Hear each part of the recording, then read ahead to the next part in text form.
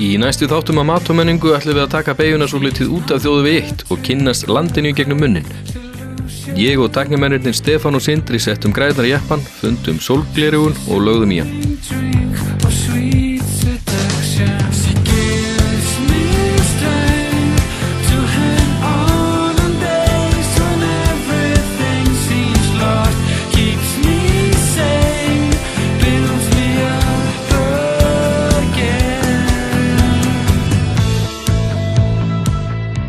Stefnan var sett á Vestfirðina, þar sem við vorum búnir að mæla okkur mót við mikið af skemmtilegu fólki og líka við matarkistur Vestfirðinga, þar sem við vissum að firðirnir eru fullir af mat.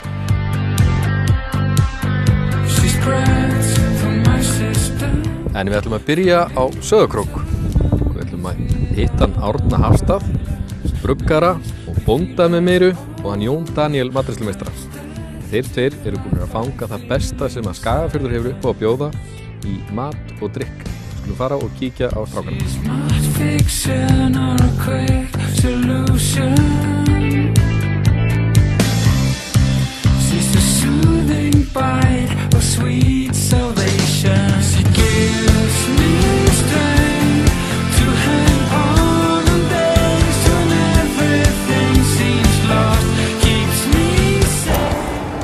Góðan daginn, Árni Hafstað. Góðan dag. Velkomin.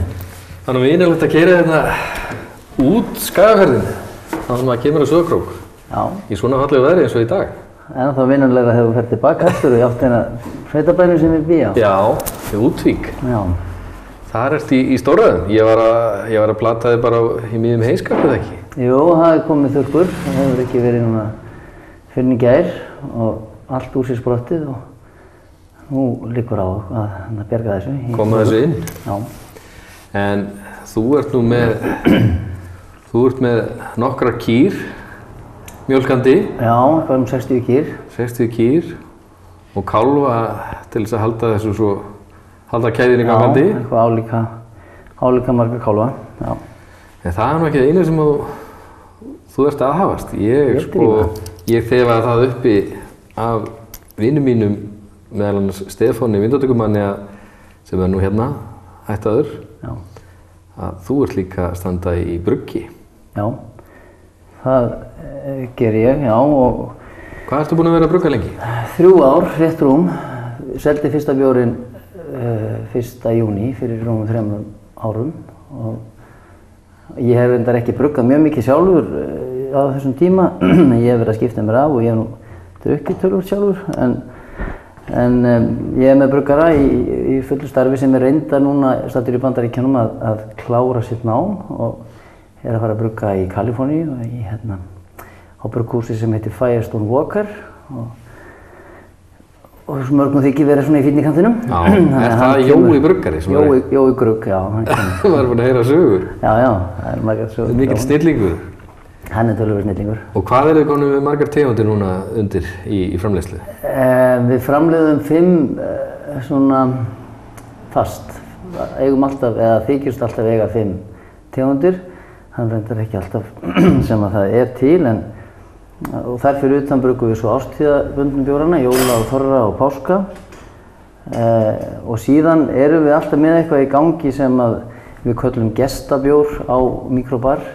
Minnst okkur á mikrobar í Reykjavík og ég vona að það getur líka orðið hérna.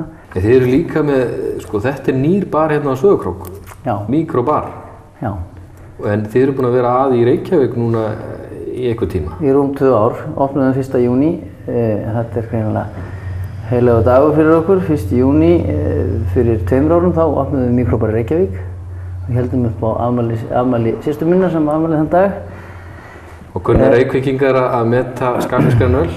Já, minnst okkur með að þeir vita ekki hvaðan þetta kemur.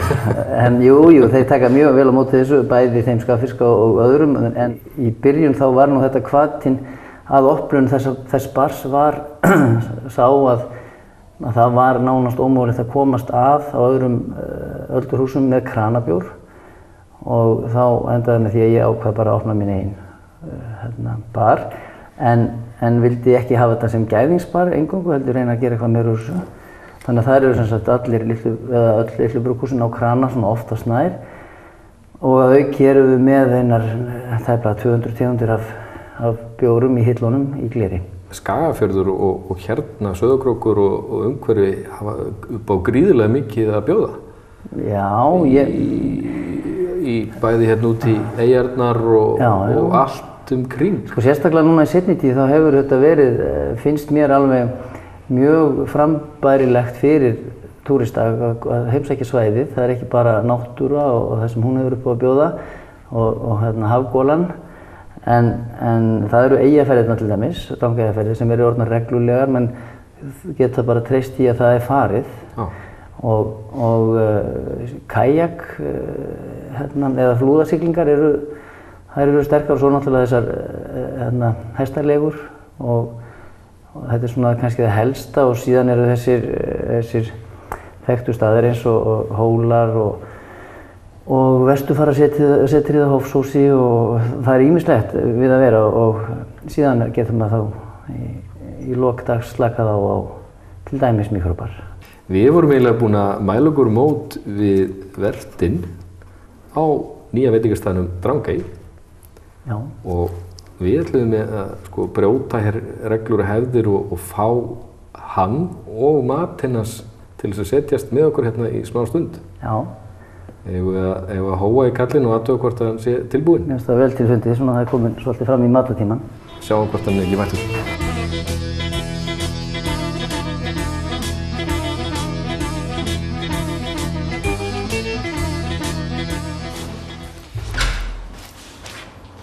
Kemur kokkurinn.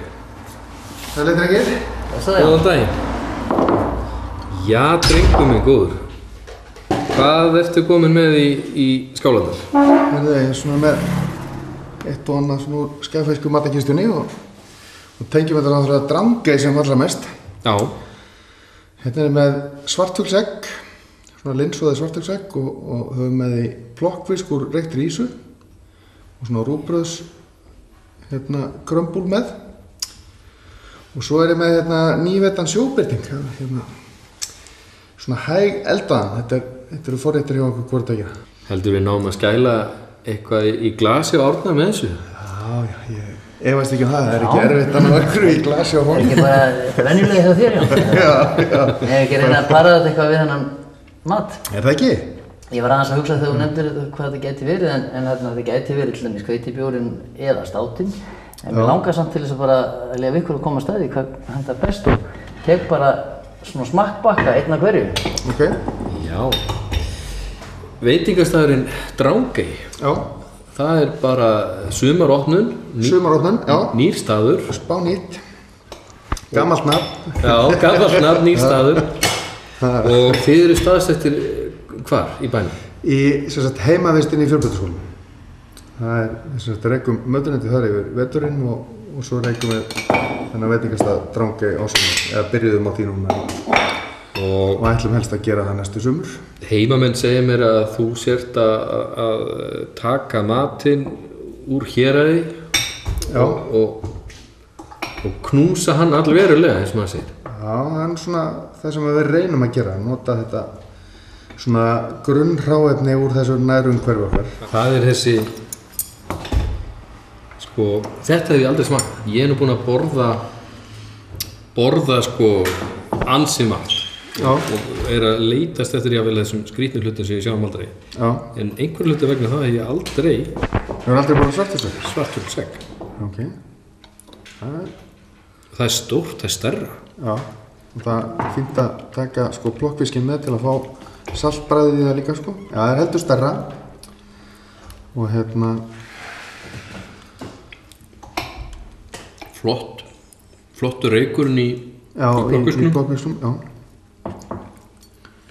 Og rúgbrauðið steinleikur. Rúgbrauðið aðeins með, já, ég held að þetta sé. Gjörðu svo vel. Er þetta stát eða veðja hann fyrst? Ég myndi bara alveg prófa hann. Það er salt þarna og svona, þannig að Árni vildi líka að þú myndi teka hveitibjórnum með. Ég held að það sé líka... Kannski fullt seint eftir að búin að fá það stráttinn. Já, svona, það er kannski bratt að fara í... Skóla á milli. Það er bratt að fara í svýrsta, sko. Annars hefur maður yfirleitt geta kláraður öllum glösum saman hvernig það eru bræðið, sko. Það er sama í hvaða röð það er. Já, með líka, já. Hérna var blómkálið. Blómkálið og blómkálspúrri, sílunga kaviar og svo hægelduð sjóbirtingurinn. Við höfum verið að nota líka hólableikjuðina rétt en þegar maður fær svona glænýjan sjóbirting þá er maður ekki að... Og svo sá ég þið bera inn sko ennþá meira. Já, ég ákvað að koma með smá eftir rétt. Hvað er ég að sjá í hérna? Hérna er nú eitt stykki ostakaka. Ostakaka? Já, svona aðeins... Sko ostakakan... Lítur ekki út eins og ostakökusneið, sko. Já, konunni minni, hún er yfirleitt svona... Hún er ekki svona. Nei, hún er ekki alveg svona. En sko, það sem var með þarna er botninn, við vorum ekkert að forma neitt til hann. Hún var bara stráð í skálina og síðan kom ostaköku kremið bara í kúlu og svo erum við með rabarbara.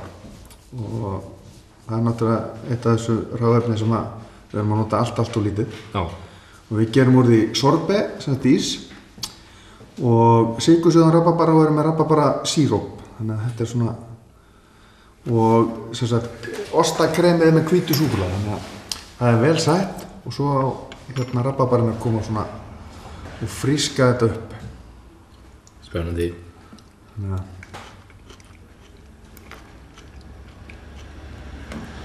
það er ekkert vesen hér. Það er ekkert vesen. Þetta er öll brauðin. Það er bara aðeins... Dísett og fínt. Og svo næsti. Hvað heitir hann? Og svo næsti. Þetta er, sem sagt, forskriftin á þessu er skyr og misingur.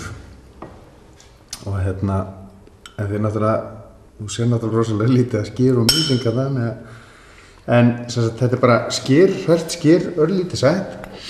Og svo erum við með dísætt svona misingskrem sem að sætir upp réttinn, síðan er þetta hérna svona krömbul og hvítu súkkulaði og höfrum og svo náttúrulega er ekki skyr nema þessi bláber og þá erum við með bláberhlaup, blábersíróp og nokkur svona frosin bláber sem að kona mín týndi í síðasta haust.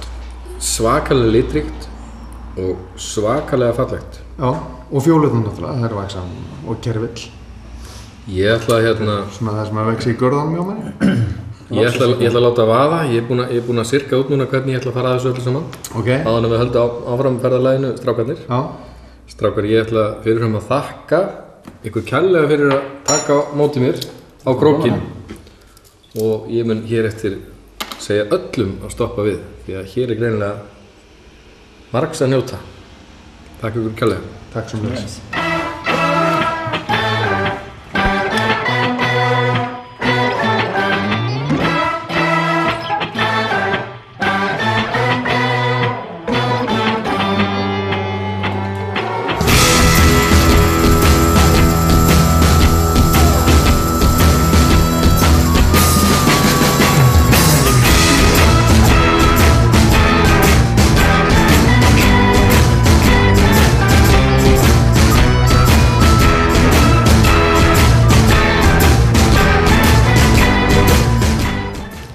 Var stefnan sett á saltverk á Reykjanesi þar sem jarðvarmi á svæðinu er nýttur til að framleiða hágæða sjávarsalt með handverki alla leið.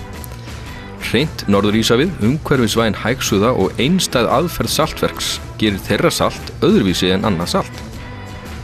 Reykjanesi er afar fallegur og sérstakur staður þar sem hann Jón saltbóndi ætlar að taka á móti okkur, þar sem að danska konungsverslunin hóf framleiðslu salts árið 1772. Jón saltverk á Reykjanesi. Þetta er orðið nokkur fabrika hjá okkur hérna. Hvað er þið búin að vera lengi hérna? Já, við erum búin að vera hérna núna í 3 ár. Já. Það er akkurat núna í júlímánuði 3 ár síðan að 3 ungi menn settu niður fæti hér og hófu að undirbúa saltvinnslu. Aðdragandinn var nú ykkur aðeins áður að menn voru búin að vera að velta fyrir sér möguleikum í nýsköpun þessir ungu menn sem voru að ljúka námi allir í Kaupmannahöfn á þessum tíma og mikil matar áhuga menn og matgæðingar og einn hafi kynst sjávarsalti og vissi það að slíkt var ekki til frá Íslandi svo þeir fóru að velta fyrir sér hvort það væri ekki hægt að búa til sjávarsalt á Íslandi og nýta jarðhita. Þetta heilmikill prósess að við erum að tala að frá því að sjórinn kannski 2,5 til 3,5% seltustig þurfum við að ná honum upp í 25-28% til þess að mynda salt. Þannig að við þurfum alltaf að sjóða 9 til 10 sinnum niður til þess að fá saltið út úr sjónum og það það sem við erum að gera hér. Hvað ertu lengi að búa til tonna salti eða kíló eða hvað einingu? Því þetta náttúrulega fyslétt í tonna salti, hvað myndir þú skjóta að vera mikið sjór? Ef ég myndi bara byrja hér í byrjuninni og fylla þennan tank sem við erum með, sem eru 400 rúmmetrar, í því eru kannski í kringum 10 tonna salti ef við fylla hann alveg af sjó. Og það getur tekið svona 10-20 daga að sjóða það niður ef við myndum bara gera það. Nú þetta nú ekki alveg þannig sem þetta gerist hjá okkur. Við dælum alltaf inn daglega og erum með missterkan pækil í hólfunum í tankinum. Þannig að við erum að tala kannski 20 daga frá því þú ert með ferskan sjó og þá getur fengið salt. En alltaf verið að bæta á tankin? Alltaf verið að bæta á tankin og alltaf kemur eitthvað ný sterkur pækill út í hinn endan og í pönnunar og þær halda áfram að sjóða í nokkra daga og svo tekin uppskera og vatnið látið renna af, svo þetta þurrkað í nokkra klukkutíma og síðan þessu bara pakka. Allt gert í höndunum, engin aukaefni, þetta bara algjörlega hreint salt úr sjónum og það inniheldur náttúrulega svona önnur bragðefni og steinefni og ýmis aukaefni sem að koma bara úr þessu svifis, þessu lífríki sem í sjónum. Þannig að þetta ekki hreint natriumklóri salt eins og þú getur fengið í saltstaukum og búðum sem framleitt í efnavespum, heldur þetta svona salt úr náttúrunni eins og náttúrun gefur okkur og með fullt af góðum efnum í. Það alveg saman hvað framleiðum mikið salt, þetta fer allt út. Það auðvitað skemmtilegt, en við höfum svona að grínast Nú eru þið komnir með vörulínu, hvað eru þið að framleiða margar tegundir? Þið eru með kryddsölt og reykt salt. Þetta vakti áhuga minn áðan Birkireykt salt, já það bóndi sem að reykir fyrir okkur, bóndi austur í sveitum sem hefur reykt þetta fyrir okkur og þetta mjög vinsæl vara. Grunnsalti náttúrulega bara alltaf mjög vinsælt bæði í þessum krukkum og svona í öskjum. Og svo það lavasaltið, þetta svona, túristarnir mjög hrifnir af. Þetta alveg kolsvart salt og svona svolítið svona íslensk náttúra, hraun og aska, þannig að þetta vinsælt á veitingastöðum og túristunum. Þetta fyrst og fremst liturinn sem gefur hún á brauð og salat og annað slíkt sem vinsælt. Lakkríssalt líka mjög vinsæl vara. Þar erum við komin náttúrulega í svona blöndu af súr og sætu, eða beisk og sætu getur við sagt. Daninn lítur nú að vera hrifinn af þessu. Danirnir elska þetta. Það lakkrís í öllu hjá þeir. Það lakkrís í öllu þetta og þessi náttúrulega hugmynd kemur svolítið frá þessu lakkrís-dellumönnum í Danmörku upphaflega. Þetta alveg sérstaklega gott að nutta góðan vöðva, til dæmis lambakjöt, lambafíle upp úr þessu og grillan. Það alveg gjört. Eftir gott spjall og smakk hjá saltbændunum færðum við þeim góðakjöt á grillið og skakkfiskan gæðing við þorstanum. Jón sá til þess að við færum ekki tómhentir frá Reykjanesi og hlóð okkur vel söltuðum gjöfum.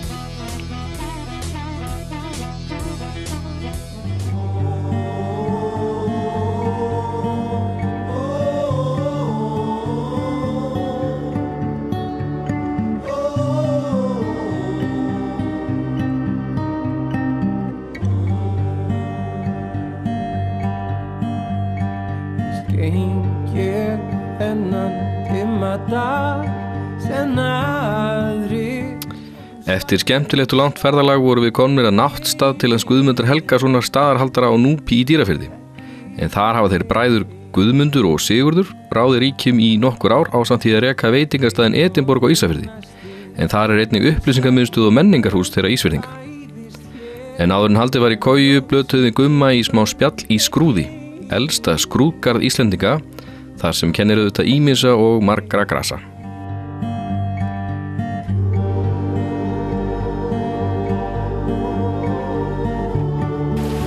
Gummi, ég hóaði hérna frá hótelinu af vaktinni yfir í Skrúð, hérna rétt hjá. Já. Og þetta ekki langt að fara, hótelið bara hérna steinsnar frá. Já. Og við erum mættir hérna í elsta skrúðgarð Íslendinga. Já, þetta í rauninni bara vin í eyðimörkjum. Já.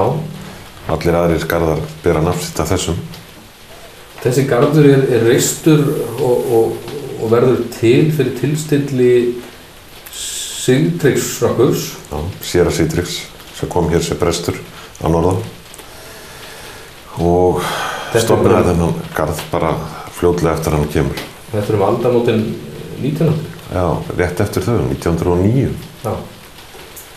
Og þannig að hann er að verða 105 ára gamall. En hér eru þið bræður í hótelrekstri? Já, búin að vera í 7 sumur. 7 sumur? Bara í vertíð? Já. Og hvernig gengur? Það er bara eins og í legasögunni, í rauninni. Það hafði enginn trú að það væri hægt að reka hér hótel. En við höfum sýnt að það er hægt. Uppistaðan hjá okkur eru íslenski ferðamenn. Í ljósi þess að við erum vinsæll staður til þess að halda ættamót. Já. Þannig að við erum að fá Íslendingar á ættamót helgar. Svo að koma hérna erlendir hópar á vegum ferðaskrifstofa og við fáum mikið af bókunum í gegnum ferðaþjónustu bænda þar sem við erum aðilar að þeim samtökum. En Núpur er gamall héraðsskóli og hér var mikið líf í gamla daga. Já, sko blómatími skólans í kringu 1970 þá eru hér 170 nemendur. Já. Þannig að, og svo með kennurum og starfsfólki og mökum og börnum, þá voru hér 300 manns á veturna á þessum árum. En túrismi á Vestfjörðum, hvernig gengur hann? Er það að sjá aukningu í þessari fjölgun ferðamanna? Er þeir að skila sér allavega vestur af þjóðvegi 1 eða út úr Gullfoss og Geysirhringnum? Já, þeir eru að því á sumrin, sko, á high season og það er alltaf að aukast og eins og í ár erlendi ferðamaðurinn var að koma fyrr. Vertíðin stutt. Já. Og margir mánuður á milli kannski. Já. Og nánast engin vetrartúrismi. Nei. En nú veit ég að þið bræður eru ekki bara að reka hérna gistingu og veitingar á Núpi, þeir eru líka á Edinborg. Já. Inn á Ísafirði. Já. Við stóðum frammi fyrir því þegar ég var búinn í skólanum á Hólum að við verðum að finna þetta dugði ekki fyrir okkur báða til þess að lifa af því allt árið.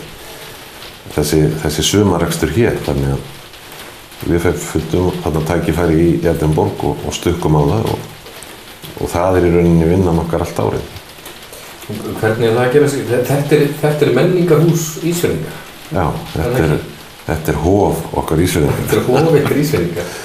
Þannig að sko, við erum að fara, við rekum veitingastað í húsinu og við erum húsverðir í húsinu og almenningssalerni bæjarins er í húsinu og túristainformationið er í húsinu en á veturnar þá er þarna tónlistaskóli og ballettskóli og dansskóli þannig að það er mikið líf. Ég nefnilega skoðaði TripAdvisor þar sem að eins og allir aðrir túristar gera og ég er náttúrulega ekki annað en túristi á Vestfjörðum að þar eru þið eruð að skora bara á við bestu veitingastæði á Íslandi. Já, ég... Nánast fullt úr stiga og fullt úr stiga. Við erum í öðru sæti á Ísafirði og við erum á topp 15 listanum ef við værum í Reykjavík. En Gummi, við erum búin að vera að maula hérna norrlenskar skinkur og kryddpylsur á leiðinni. Já. Og síðan við lögðum að stað í morgun og við langaðum að gefa þér aðeins að smakka með okkur. Þá ætlaði ég að koma með hérna á hverju, í byrjun hvers sumars, þá ger ég rabarbarasultu og aðalbláberasultu og svo túnfíblahunang. Túnfíblahunang? Og leyfa þér að smakka. Þetta er bara úr eldhúsinu hérna á Núpi? Já, þetta getur við keypt í lobbyinu hérna og á Edinborg. Og mér langar sko líka að láta það hafa hérna bókina Skrúður á Núpi. Já. Sem byggð á dagbókum séra Citrix. Þannig að hafa eitthvað að lesa áður en fer að sofa. Þetta er merkilegur garður. Já. Og þegar maður er búinn að lesa þessa bóka þá bara hérna, mann setur hljóðan bara yfir hvað hann var langt á undan sinni samtíð. Tölugur Karl. Já. Því að hann ekki bara stofnaði hann sko garðinn, heldur stofnaði hann skólan líka. Guðni, við skulum maula aðeins hérna skinkur og kryddpylsur og svo röltum við yfir. En ég ætla að fá að þakka áhorfendum samfylgdina í kvöld. Ég ætla að fara í koju á Hótel Núpi. Verið bless.